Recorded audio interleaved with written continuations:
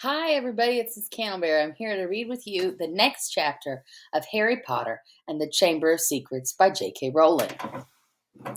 Now, we are about to start on the chapter 10, The Rogue Bludger. Excuse me. It's going to be really exciting. If we remember where we left off, Harry, Ron, and Hermione were talking about making the Polyjuice potion because they're pretty sure that Draco Malfoy is the heir to Slytherin, which means he's the one doing all these horrible things. And they feel like if they could pretend to be somebody in Slytherin, they could get in and ask him a lot of questions. So that is their plan, and they're going to use this Polyjuice potion, which lets them look like somebody else, which is pretty cool. So let's see what happens in chapter 10, the Rogue Bludger. And I could think bludger, we know what that is. That's the ball in Quidditch that like flies at people. And rogue means kind of like not in line or out of control, like the opposite, if you will, of something doing what is expected. So I wonder what that can mean. Go ahead and make a prediction in your mind as what this chapter means, especially when we see this bottle that says Skelly Grove. Wonder if that's going to have anything to do with it. I'm going to really quickly just see if I can, there we go, focus it a little. All right, and here we go. Since the disastrous episode of the Pixies, Professor Lockhart had not brought live creatures to class. Instead, he read passages from his books to them and sometimes reenacted some of the more dramatic bits. He usually picked Harry to help him with these reconstructions. So far, Harry had been forced to play a simple Transylvanian villager whom Lockhart had cured of a babbling curse, a yeti with a head cold, and a vampire who had been unable to eat anything except lettuce since Lockhart had dealt with him. Harry was hauled to the front of the class during their very next Defense Against the Dark Arts lesson, this time acting a werewolf. If he hadn't had a very good reason for keeping Lockhart in a good mood, he would have refused to do it. Nice loud howl, Harry, exactly.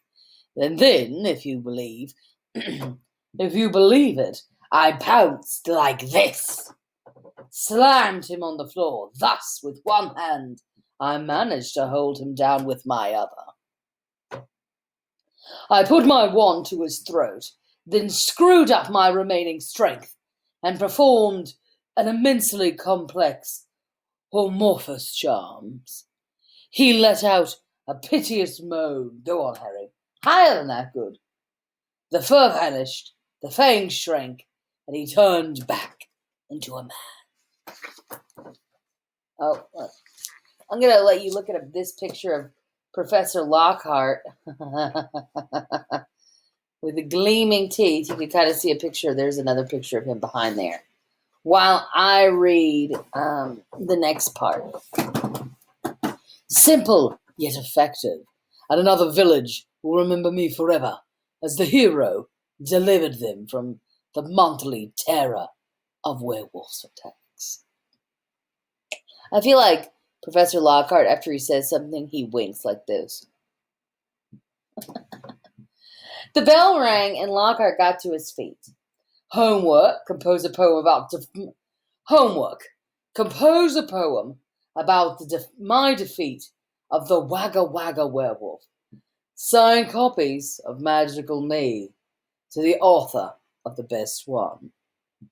The class began to leave. Harry returned to the back of the room where Ron and Hermione were waiting. Ready, Harry muttered. Wait till everyone's gone, said Hermione nervously. All right. She approached Lockhart's desk, a piece of paper clutched tightly in her hand, Harry and Ron right beside her.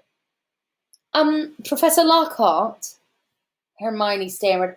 I wanted to get this book out of the library. Just for background reading. She held out the paper, her hand shaking slightly.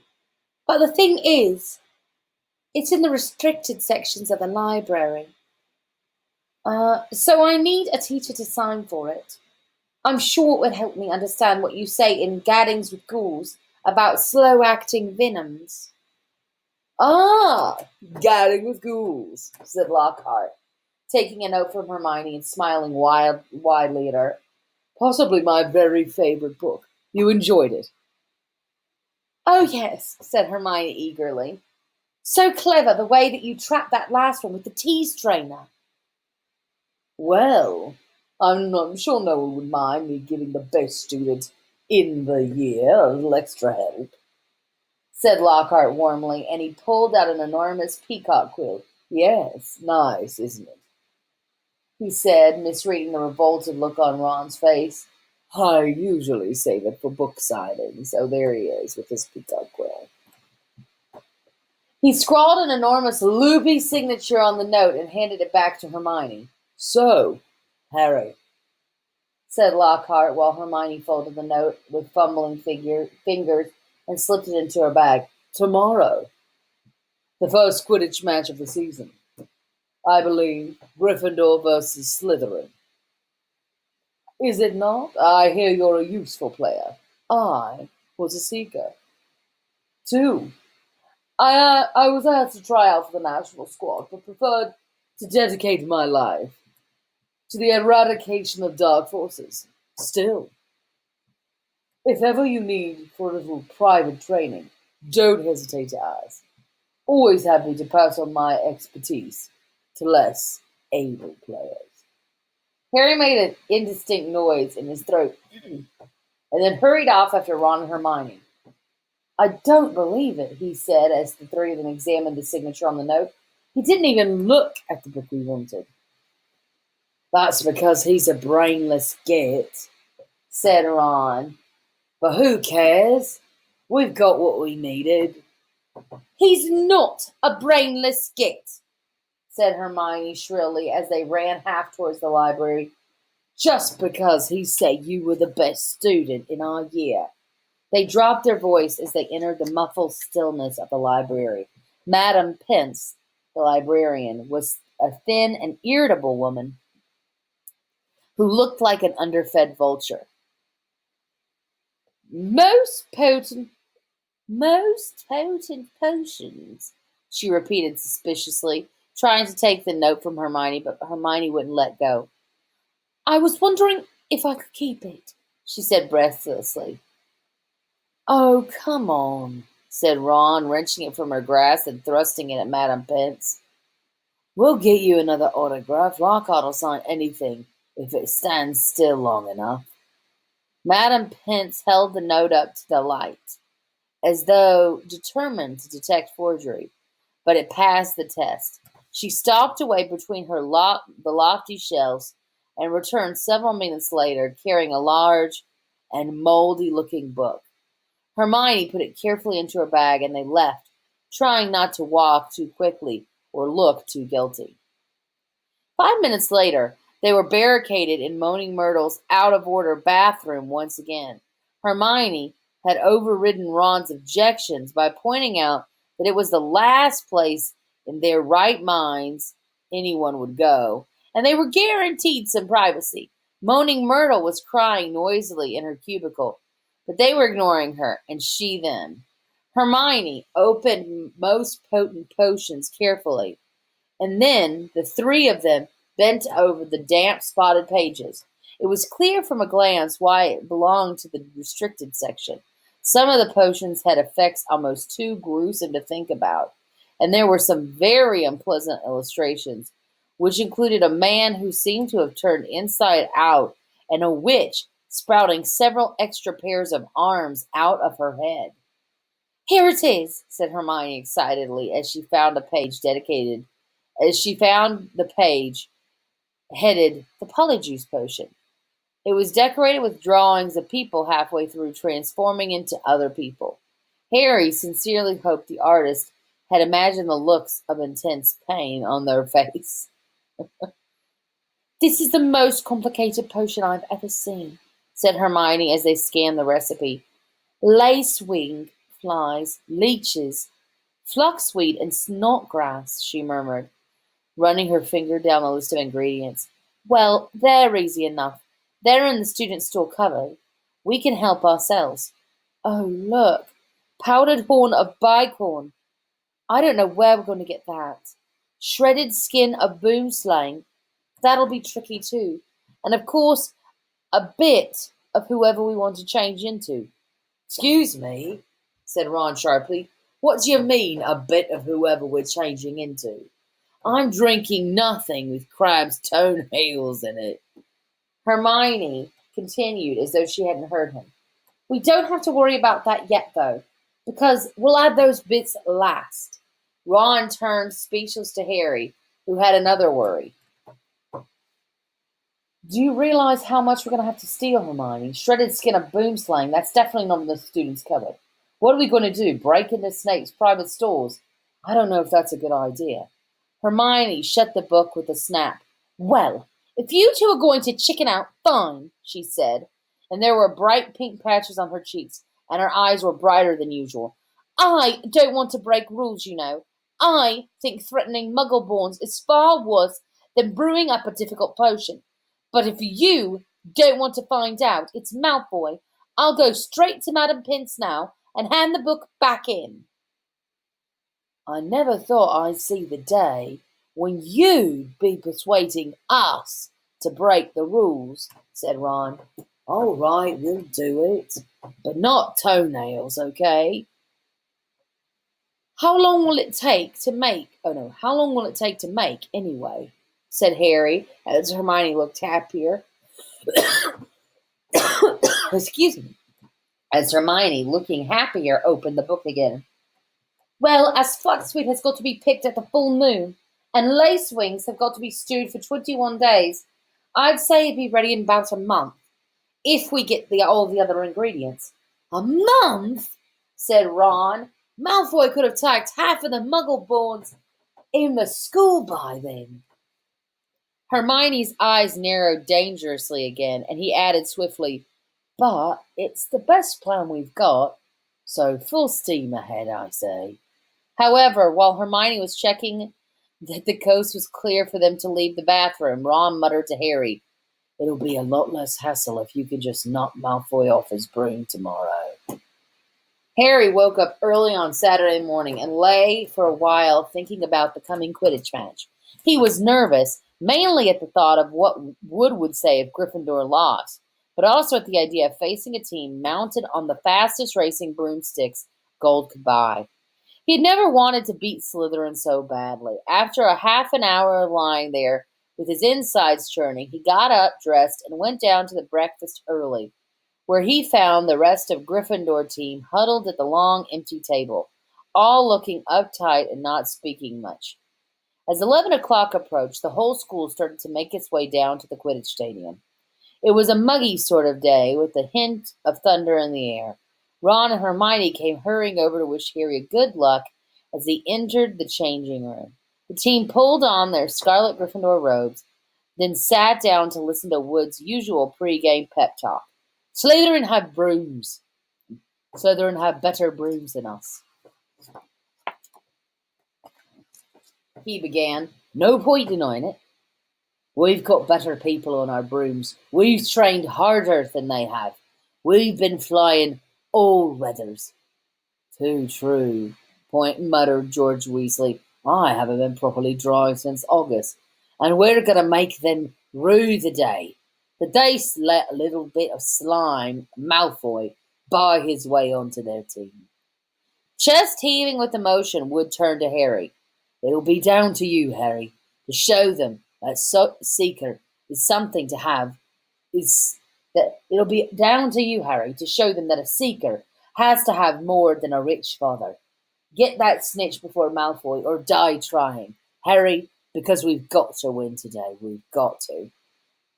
So no pressure, Harry, said Fred, winking at him. As they walked to the pitch, a roar of noise greeted them, mainly cheers, because Ravenclaw and Hufflepuff were anxious to see Slytherin beaten. But Slytherins in the crowd made their boos and hisses heard too. Madam Hooch, the Quidditch teacher, had asked Flint and Wood to shake hands, which they did, giving each other threatening glares and gripping harder than was necessary. On my whistle, said Madam Hooch. 3, 2, 1. With a roar from the crowd to speed them upwards, the 14 players rose towards the leaden sky. Harry flew higher and higher than any of them, squinting around for the snitch. "All right there, Scarhead," said Malfoy, shooting underneath him to show off the speed of his broom. Harry had no time to reply. At that very moment, a heavy black bludger came pelting towards him. He avoided it so narrow that he felt it ruffle his hair as it passed. "Close one, Harry," said George, streaking past him with the club in his hands, ready to knock the bludger back towards Slytherin. Harry saw George give the bludger a powerful whack in the direction of Adrian Pusey, but the bludger changed directions in midair and shot back for Harry once again. Harry dropped quickly to avoid it, and George managed to hit it hard towards Malfoy. Once again, the bludger swerved like a boomerang and shot at Harry's head. Harry put on a burst of speed and zoomed towards the other end of the pitch.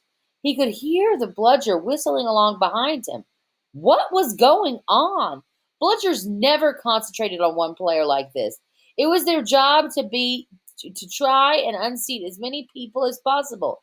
Fred Weasley was waiting for the bludger at the other end. Harry ducked as Fred swung at the bludger with all his might. The bludger was knocked off course. "That's done it," said Fred happily, but he was wrong. As though it was magnetically attracted towards Harry, the bludger pelted after him once more, and Harry was forced to fly off at full speed. It had started to rain. Harry felt drops fall onto his face and splattering his glasses. He didn't have a clue what was going on in the rest of the game until he heard Lee Jordan, who was commentating, say, "Slytherin lead, 60 points to 0. The Slytherins' superior brooms were clearly doing their jobs, and meanwhile the Mad Bludger was doing all it could to knock Harry out of the air. Fred and George were now flying so close to him on either side that Harry could see nothing except their flailing arms, which had no chance to look for the snitch, let alone catch it.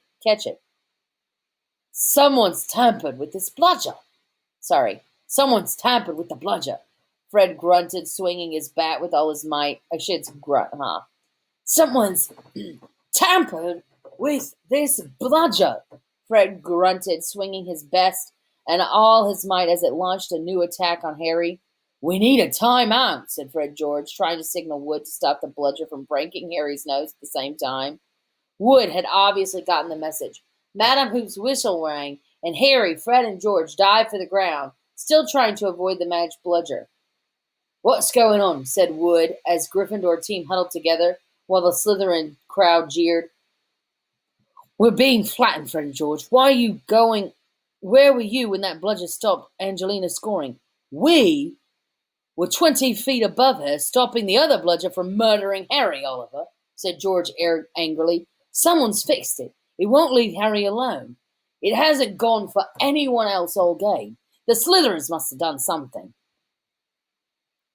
"But the bludgers have been locked in Madam Hooch's office since their last practice, and there's nothing wrong with them then," said Wood anxiously. Madam Hooch was walking towards them. Over her shoulder, Harry could see the Slytherin team jeering and pointing in his direction.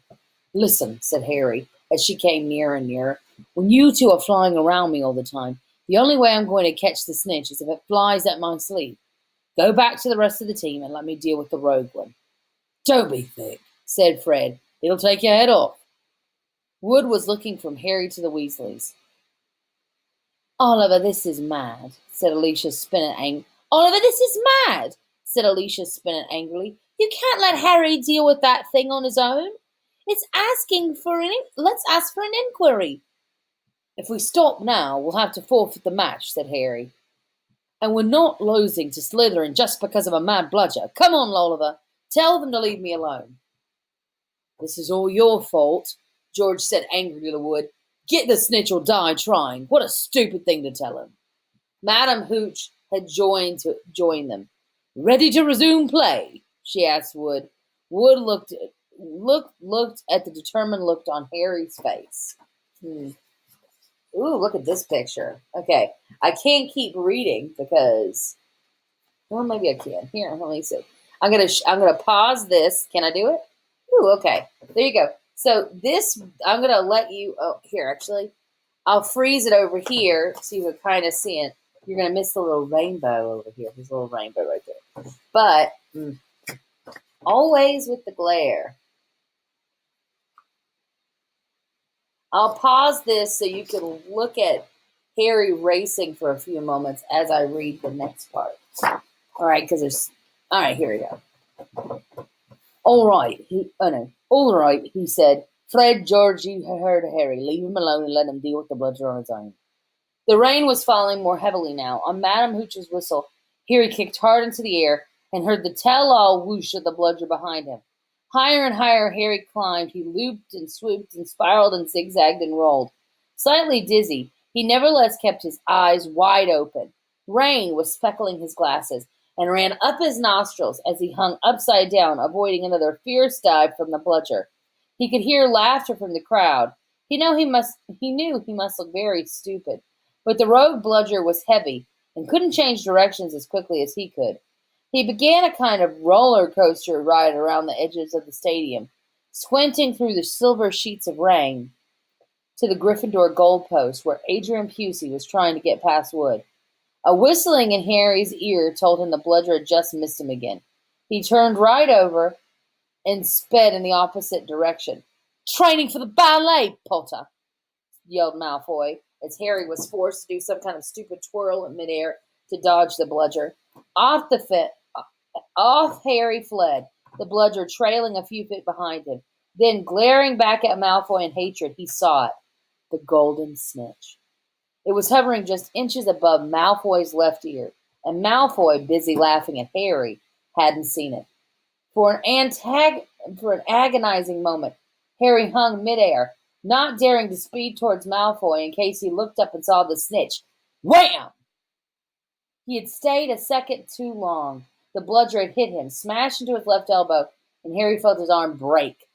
Dimly, dazed by the searing pain in his arm, he slid sideways on his rain-drenched broom, one knee still crooked over it, his right arm dangling, useless at his side. The bludger came pelting back for a second attack, this time aiming for his face. Harry swerved out of the way, one idea firmly lodged on his numb brain: to get Malfoy. Through a haze of rain and pain, he dived for the shimmering, sneering face below him, and saw its eyes widen with fear. Malfoy thought Harry was attacking him. Woofa! He gasped, careening out of Harry's way. Harry took his remaining hand off his broom and made a wild snatch. He felt his fingers close on the cold snitch, but was now gripping the broom with his legs, and there was a yell from the crowd below as he headed straight for the ground, trying hard not to pass out. With a splattering thud, he hit the mud and rolled off his broom. His arm was hanging at a very strange angle. Riddled with pain, he heard, as though from a distance, a good deal of whistling and shouting. He focused on the snitch clutched in his good hand. "Ah," he said vaguely, "we've won." And he fainted. He came round, rain falling on his face, still lying on the pitch, with someone leaning over them. He saw a glitter of teeth. "Oh no, not you," he moaned. "Doesn't look like he knows what he's saying," said Lockhart loudly to the anxious crowd of Gryffindors, pressing around them. "Not to worry, Harry. I'm about to fix your arm." "No," said Harry. "I'll keep it like this, thanks." Pause. "Would you let Professor Lockhart fix your arm?" That's a good question. He tried to sit up, but the pain was terrible. He heard a familiar clicking noise nearby. "I don't want a photo with this, Colin," he said loudly. "Lie back, Harry," said Lockhart soothingly. "It's a simple charm. I've used it countless times." "Why can't I just go to the hospital wing?" said Harry through clenched teeth. "He really should, Professor," said a muddy Wood, who couldn't help grinning even though his secret was injured. "Great capture, Harry. Really spectacular. Your best, I'd say." Through the thick set of legs around him, Harry spotted Fred and George Weasley wrestling the Rogue Bludger back into the box. It was still putting up a terrific fight. "Stand back," said Lockhart, who was rolling up his jade green sleeves. No, don't, said Harry weakly. But Lockhart was twirling his wand, and a second later had directed it straight at Harry's arm. A strange and unpleasant sensation started in Harry's shoulder and spread all the way down to his fingertips. He felt as though his arm was being deflated. He hadn't dared look at what was happening.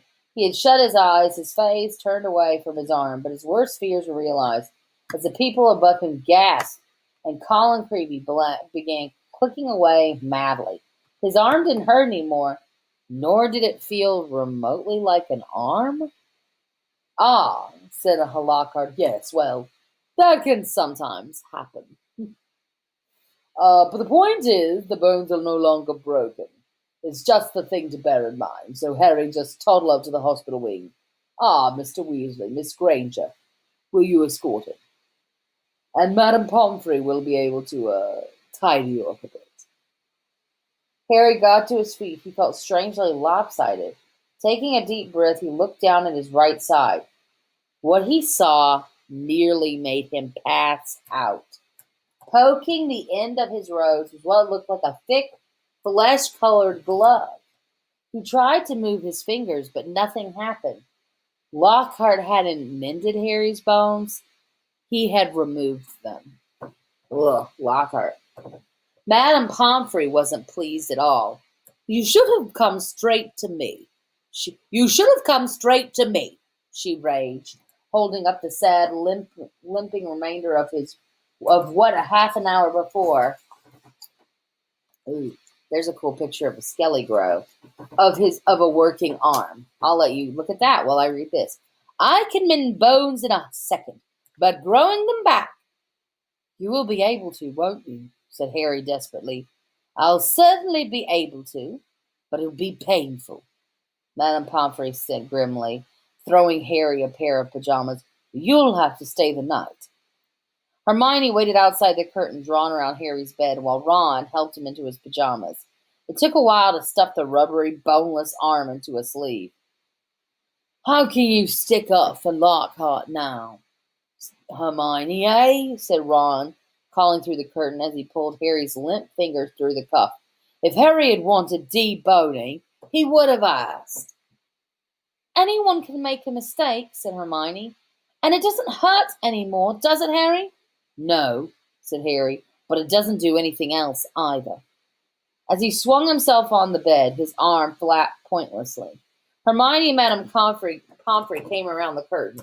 Madame Pomfrey was holding a large bottle of something labeled Skelly Grove. You're in for a rough night, she said, pouring out a steaming beakerful and handing it to him. Regrowing bones is a nasty business. So was taking Skelly Grove. It burned Harry's mouth and throat as it went down, making him cough and splutter. Still tut-tutting about dangerous sports and inept teachers, Madame Pomfrey retreated, leaving Ron and Hermione to help Harry gulp down some water. We won, though, said Ron, a grin breaking across his face. That was some catch you made. Malfoy's face, he looked ready to kill. I want to know how he fixed that bludger, said Hermione darkly. Well, we can add that to the list of questions we'll ask him when we've taken the polyjuice potion, said Harry, sinking back onto his pillows. I hope it tastes better than this stuff. If it's got bits of Slytherins in it, you've got to be joking, said Ron. The moment of the doorway burst open, and at that moment, filthy and soaking wet, the rest of the Gryffindor team had arrived to see Harry. Unbelievable flying, Harry, said George. I've just seen Marcus Flint yelling at Malfoy. Something about having the snitch on top of his head but not noticing. Malfoy didn't seem too happy. They had brought cakes, sweets, and bottles of pumpkin juice. They gathered around Harry's bed and were getting started on what promised to be a good party, when Madame Pomfrey came storming over, shouting, The boy needs rest. He's got 33 bones to regrow. Out! Out! And Harry was left alone, with nothing to distract him from the stabbing pains in his limp arm. Hours and hours later, Harry woke up suddenly in the pitch blackness and gave a small yelp of pain. His arm now felt full of large splinters. For a second, he thought it was that which had woken him. But with a thrill of horror, he realized that someone was sponging his forehead in the dark. Get off, he said loudly, and then, Dobby! The house elf's goggly tennis ball eyes were peering at Harry through the darkness, a single tear running down his long, pointed nose. Harry Potter came back to school, he whispered miserably. Dobby warned Harry Potter. Ah, sir, why did you not heed Dobby? Why didn't Harry Potter go back home when he missed the train? Harry heaved himself up on his pillows and pushed Dobby's sponge away. What were you doing there? He said. And how did you know I missed the train? Dobby's lip trembled, and Harry was seized by a sudden suspicion. It was you, he said slowly. You stopped the barrier from letting us through. Yes, indeed, sir, said Dobby, flapping his head vigorously, nodding his head vigorously, ears flapping. Dobby had watched for Harry Potter and sealed the gateway, and Dobby had to iron his hands afterwards. He showed Harry 10 long bandaged fingers, but Dobby didn't care. But Dobby didn't care, sir, for he thought Harry Potter was safe. And never did Dobby dream that Harry Potter would get to school in another way. He was rocking backwards and forwards, shaking his ugly head. Dobby was so shocked when he heard Harry Potter was back at Dobby was so shocked when he heard Harry Potter was back at Hogwarts. He let his master's dinner burn. Such a flogging Dobby had had never, sir. Harry slumped back on his pillow. You nearly got Ron and me expelled, he said fiercely. You better clear off before my bones come back, Dobby, or I might strangle you. Dobby smiled weakly. Dobby is used to death threats, sir. Dobby gets them 5 times a day at home.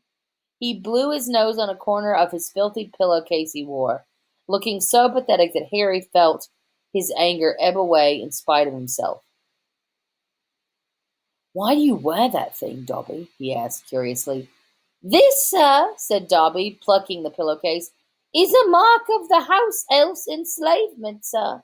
Dobby can only be freed if his masters present him with clothes, sir.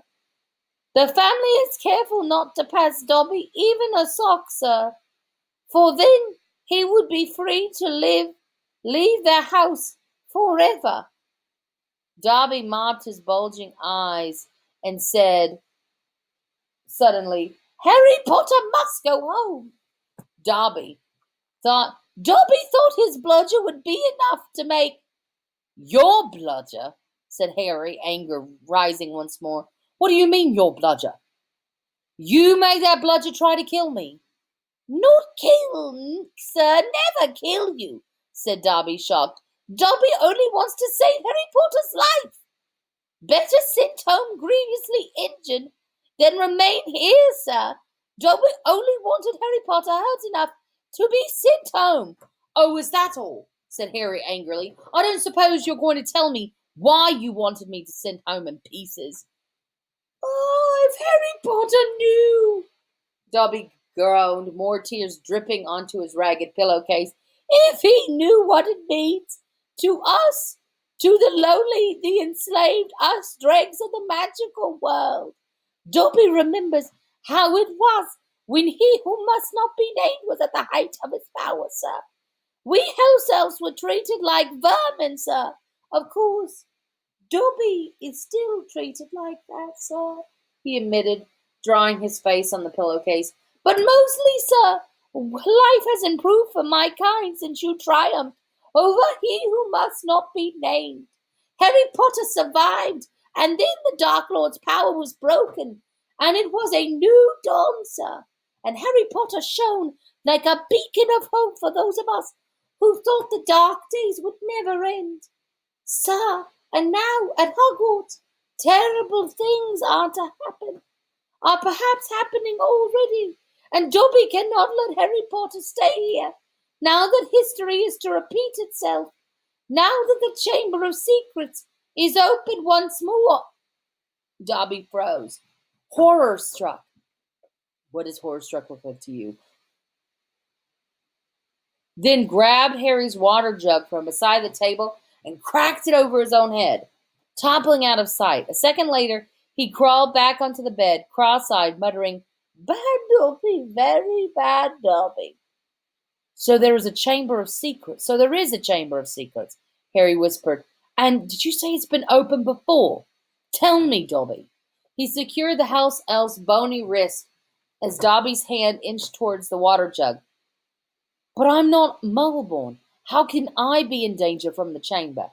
Ah, sir, no, ask no more, poor Dobby, stammered the elf, his eyes huge in the dark. Dark deeds are planned in this place, but Harry Potter must not be here when they happen. Go home, Harry Potter, go home. Harry Potter must not meddle in that, sir. 'Tis too dangerous. Who is it, Dobby? Harry said, keeping a firm hold on Dobby's wrist to stop him from hurting himself with the water jug again. Who's opened it? Who opened it last time?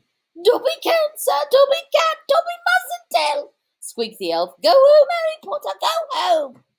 I'm not going anywhere, said Harry fiercely. One of my best friends is Muggleborn. She'll be first in line if the chamber is really opened. Harry Potter risks his own life for his friends, moaned Dobby in a kind of miserable ecstasy. So noble, so valiant. But he must save himself, he must. Harry Potter must not. Dobby suddenly froze, his bat ears quivering. Harry heard it too. There were footsteps coming down the passageway outside. Dobby must go, breathed the house elf, terrified. And there was a loud crack, and Harry's fist was suddenly clenched on thin air. He slumped back into his bed, his eyes on the dark doorway to the hospital wing as the footsteps drew nearer. The next moment, Dumbledore was backing into the dormitory, wearing a long woolly dressing gown and nightcap. He was carrying one end of what looked like a statue. Professor McGonagall, a second later, carrying its feet. Together they heaved it on the bed. Get Madame Pomfrey, whispered Dumbledore, and Professor McGonagall hurried past the end of Harry's bed, out of sight. Harry lay quite still, pretending to be asleep. He heard urgent voices, and then Professor McGonagall swept back into view, closely followed by Madame Pomfrey, who was pulling a cardigan over her nightdress. He heard a sharp intake of breath. What happened?